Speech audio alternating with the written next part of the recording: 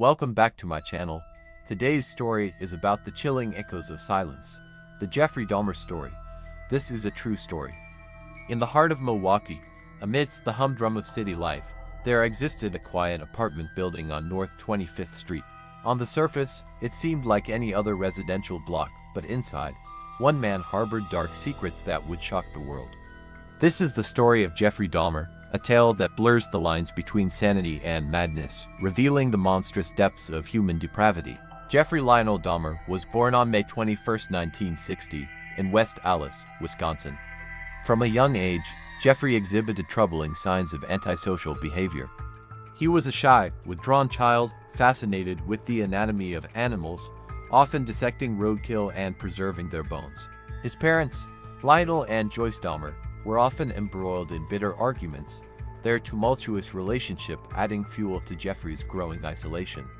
By the time Jeffrey reached high school, his odd behavior had escalated. He became a heavy drinker, often showing up to classes intoxicated. Despite his peculiarities, he managed to graduate in 1978. It was shortly after his graduation that Jeffrey committed his first murder. Stephen Hicks, a hitchhiker, became Dahmer's first victim.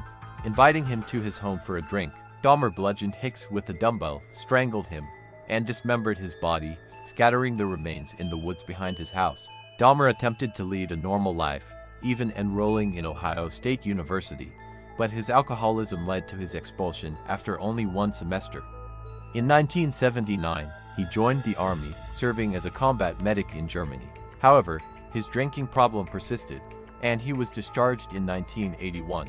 Returning to Ohio, Jeffrey's dark urges only grew stronger. He soon moved to Milwaukee, seeking anonymity in the bustling city. For nearly a decade, Dahmer managed to suppress his homicidal impulses, but the urge to kill became unbearable. In 1987, he lured Stephen Twomey to a hotel room, where he murdered him. This marked the beginning of a gruesome spree that would claim the lives of 17 young men over the next 4 years. Dahmer's method was chillingly methodical. He frequented gay bars, luring his victims with promises of money or alcohol. Once back at his apartment, he would drug them, strangle them, and engage in necrophilic acts. He often photographed his victims in various stages of dismemberment, creating a macabre collection of memories. The remains were either dissolved in acid, stored in his refrigerator, or disposed of in trash bags. Despite the horrifying nature of his crimes, Dahmer was able to maintain a facade of normalcy. He held down a job at the Ambrosia chocolate factory, and his neighbors described him as a quiet, polite man. However, the stench emanating from his apartment and the occasional sound of power tools late at night aroused suspicion. One fateful night in July 1991, Dahmer's reign of terror came to an end. Tracy Edwards, a potential victim, managed to escape from Dahmer's apartment and flag down to police officers. Edwards led them back to the apartment, where they were greeted by a scene of unimaginable horror. Polaroid photographs of dismembered bodies lay scattered, and a severed head was found in the refrigerator. Dahmer was immediately arrested. During his trial, Dahmer's demeanor was eerily calm. He confessed to all 17 murders, providing graphic details that left the courtroom in shock. His defense attorney argued that Dahmer was insane, but the jury found him guilty on all counts. In February 1992, he was sentenced to 15 consecutive life terms in prison. While incarcerated, Dahmer expressed remorse for his actions, undergoing extensive interviews to help psychologists understand the mind of a serial killer.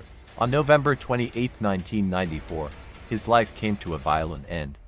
He was beaten to death by a fellow inmate, Christopher Scarver, bringing a bloody conclusion to one of the most infamous criminal cases in American history.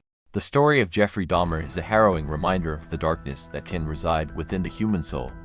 His quiet demeanor and unassuming appearance masked a monstrous evil, leaving an indelible scar on the fabric of society.